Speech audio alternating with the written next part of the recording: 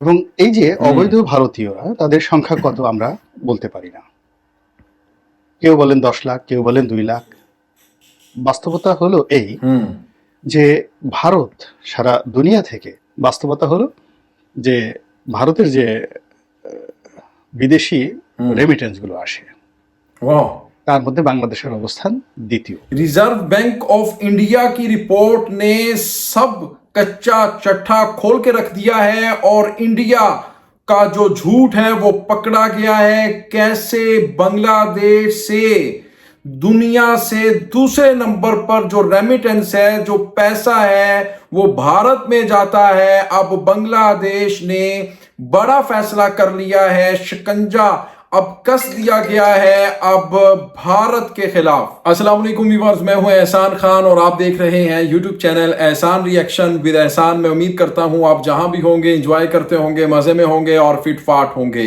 बहुत ही अहम जो डेवलपमेंट हुई है वो आपके सामने रखने लगा हूं। बांग्लादेश के सबसे मोतबर और प्रोमिनेंट और बहुत ही सीनियर जर्नलिस्ट हैं, उनकी तरफ से एक बड़ा इंकशाफ हुआ है। रिजर्व बैंक जो है इंडिया का, उसकी तरफ से एक रिपोर्ट भी सामने आई है और इंडिया का जो बड़ा झूठ है वो पकड़ा गया है। किस तरह से वो कह रहे हैं कि ये कोई दावे से कह ही नहीं सकता कि बांग्लादेश में 10 लाख काम कर रहे हैं यानी हिंदुस्तानी, या 20 लाख कर रहे हैं या 30 लाख कर रहे हैं। एक रिपोर्ट के मुताबिक तो कोई कहता है कि 26 लाख हिंदुस्तानी कुछ इलीगली बांग्लादेश में वर्क के ऊपर आए हुए हैं और बड़े बड़े ओहदों पर बड़ा जमान है। लेकिन वो कह रहे हैं कि रिजर्व ये बैंक ऑफ इंडिया है, इसकी एक रिपोर्ट आई है जिसने तहलका मचा के रख दिया है और सारे का सारा जो इंडिया का झूठ है वो बेनकाब कर दिया है।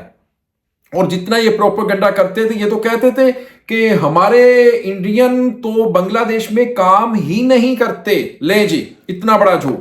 लेकिन ये जो रिपोर्ट इंडिया के बैंक की रिपोर्ट है, रिजर्व बैंक ऑफ इंडिया, उसकी रिपोर्ट है भाई साहब।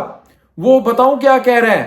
ये जो सीनियर जर्नलिस्ट है, इसकी वीडियो भी देखेंगे, ये बांग्लादेश के जर्नलिस्ट हैं, उन्होंने ये खुलासा किया है, बड़ी खबर है, ये वीडियो भी हम देखेंगे। जो इंडिया का रिजर्व बैंक है उसके मुताबिक, उसकी रिपोर्ट के मुताबिक जो रेमिटेंस सबसे ज्यादा आते हैं भारत में जिस मुल्क से, दूसरे नंबर पर, गौर से सुनिएगा, वो बांग्लादेश है। और इंडियन कहते हैं कि बांग्लादेश में हमारे लोग तो काम ही नहीं करते। तो भाई ये दूसरे नंबर से लीगली जो रेमिटेंस आ रहा है वो बांग्लादेश से आ रहा है। तो इसका मतलब ये हुआ कि बांग्लादेश में हिंदुस्तानियों की भरमार है, बहुत ज्यादा इंडियन काम करते हैं और इलीगली तो बहुत ज्यादा है। और उसका तो कोई हिसाब ही नहीं जो रेमिटेंस इलीगली जा रहा है, हुंडी के जरिए या कोई और तरीका उन्होंने पकड़ा हुआ है। तो अब आप देखें कि अब वो कह रहे कि शिकंजा कस दिया गया हुकूमत की तरफ से। अब हुकूमत ने फैसला कर लिया भाई अब ऐसा नहीं चलेगा। जो शेख हसीना के दौर में शेख हसीना ने इंडियन को भर्ती किया अपने मफादात के लिए और बड़े बड़े ओहदों पर तैनात किया, वो कह रहे हैं कि अब ऐसा नहीं होगा, पकड़ना चाहिए। ये बांग्लादेश का नुकसान है, बांग्लादेश का लॉस हो रहा है। अब इसी के ऊपर एक बहुत ही इंटरेस्टिंग एनालिसिस किया हुआ है, बांग्लादेश के सीनियर जर्नलिस्ट हैं। मैं चाहूंगा कि उनकी ये वीडियो देखते हैं, फिर बाद में इसके ऊपर हम बात करेंगे। वीडियो देखने से पहले जो दोस्त चैनल पर फर्स्ट टाइम विजिट कर रहे हैं वो चैनल को कर लें जनाब सब्सक्राइब और बेल आइकन भी प्रेस कर दें। आइए जी, वीडियो को आपने जरूर एंड तक देखना है। 3 2 1 एंड क्यू। এই যে অবৈধ ভারতীয়রা তাদের সংখ্যা কত আমরা বলতে পারি না। কেউ বলেন 10 লাখ, কেউ বলেন 2 লাখ। বাস্তবতা হলো এই, कोई बोले 10 लाख, ভারত कोई बोले সারা দুনিয়া থেকে আমরা যেমন আমাদের বিদেশি শ্রমিক ভাই বোনেরা যে টাকা পাঠান, সবচেয়ে বেশি অর্থ আসে সৌদি আরব থেকে। মধ্যে কিছুদিন আমেরিকা থেকে এসছে, আমেরিকা 1 নম্বরে ছিল। अमेरिका में भी है हिंदुस्तान, লং রান, सऊदी अरब में भी দীর্ঘমেয়াদে সৌদি আরব থেকে আমাদের गल्फ বেশি कंट्रीज, ফরেন রেমিটেন্স আসে। তারপর আসে সংযুক্ত আরব আমিরাত থেকে, তারপরে जबरदस्त। আমেরিকা থেকে, এরপর অন্যান্য দেশ থেকে। ধরুন 1 2 3। अमेरिका में এখন भी है भाई। ভারতের মধ্যে रेमिटेंस बांग्लादेश में आ रहा है सबसे যেখানে ज्यादा। 130 কোটি লোক বসবাস করে हाँ, এবং যারা সারা দুনিয়ার ট্রেড অ্যান্ড কমার্স এটি নিয়ন্ত্রণ করে। আপনি মালয়েশিয়াতে যান, ইন্দোনেশিয়াতে যান, সিঙ্গাপুরে যান, আমেরিকাতে যান, কানাডাতে যান, এমনকি ইংল্যান্ড, বড় বড় কর্পোরেট হাউসগুলো ভারতীয়দের Yes. মালিকানায়।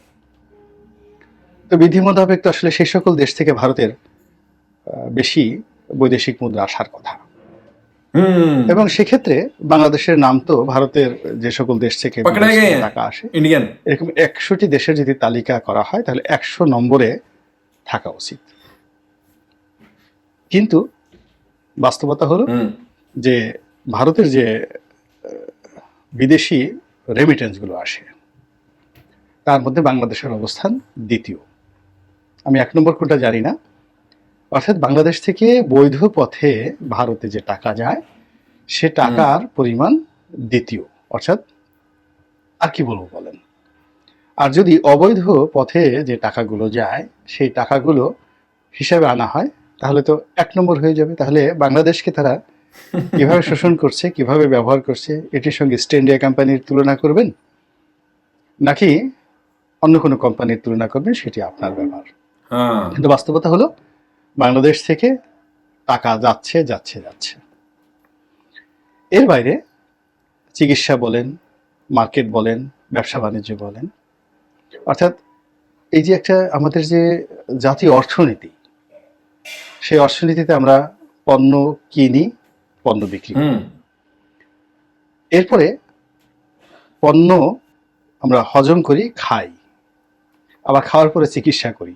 মানে একটা মানুষের জীবনের যত রকম অর্থনৈতিক কর্মকাণ্ড রয়েছে তার একটা বিরাট অংশ প্রত্যক্ষভাবে এবং পরোক্ষভাবে ভারত আমাদের সঙ্গে এমনভাবে সম্পৃক্ত, ক্যান্সার যেভাবে মানব দেহের সমস্ত ভালো ভালো দিকগুলো, ভালো ভালো রসগুলো, ভিটামিন, মিনারেলস, খনিজ যা কিছু আছে এগুলো যেভাবে শুষে নেয়, কিংবা ব্লাড ক্যান্সার হলে যেভাবে রক্তের লোহিত কণিকাকে শেষ করে দেয়। आपने ये वीडियो देखी है किस तरह से ये बांग्लादेशी जो जर्नलिस्ट हैं बड़ी अच्छी तरह इसके ऊपर बात कर रहे थे। अब आप देखें जो हिंदुस्तानी हैं वो ना सिर्फ बांग्लादेश यानी हिंदुस्तानियों के मुताबिक बांग्लादेश में तो कोई काम ही नहीं कर रहा, तो ये तो अमेरिका में काम कर रहे हैं, वो कह रहे हैं सऊदी अरेबिया के अंदर काम कर रहे हैं, गल्फ कंट्रीज के अंदर हैं, दुबई के अंदर हैं, इसी तरह इंग्लैंड के अंदर हैं। तो फिर वो कह रहे हैं कि सवाल ये है जब हिंदुस्तानी ये मानने से आ रही हैं, वो इनकार कर रहे हैं कि भाई बांग्लादेश में तो हमारे कोई बंदे ही कोई नहीं, भाई कोई भी नहीं है वहां पर, तो फिर रेमिटेंस वो कह रहे हैं कि फॉरेन रेमिटेंस वो कह रहे हैं कि दूसरे नंबर पर बांग्लादेश से क्यों आ रहा है। और ये जो खुलासा किया है ये पाकिस्तानी रिजर्व बैंक ने नहीं किया, ये बांग्लादेशी बैंक ने नहीं किया भाई साहब, ये किया है रिजर्व बैंक ऑफ इंडिया ने किया है। ये सारे का सारा जो कच्चा चट्टा है खोल के रख दिया है। अंत भक्तो देखो, गोबर खाने वाली कौम देखो, और मोदी के चमचो खर्चो देखो, पकड़े गए हो, रंगे हाथों पकड़े गए हो। और कैसे अब जो प्रोफेसर मोहम्मद यूनुस, स्टूडेंट्स की हुकूमत ने फैसला कर लिया है एक एक करके जो इलीगली बांग्लादेश के अंदर इंतशार साजिश करने का जिम्मा ले रखा है, इलीगली रॉक एजेंट्स ने उनको पकड़ा जाएगा भाई। अब उनकी धुलाई होगी भाई, उनकी ठकाई होगी भाई। बहुत अच्छी खबर थी, मैंने कहा कि ये आपके साथ शेयर की जाए। व्यूअर्स अब आपने भी बताना है कमेंट सेक्शन में। मिलेंगे इंशाल्लाह नेक्स्ट वीडियो में, तब तक के लिए अल्लाह हाफिज।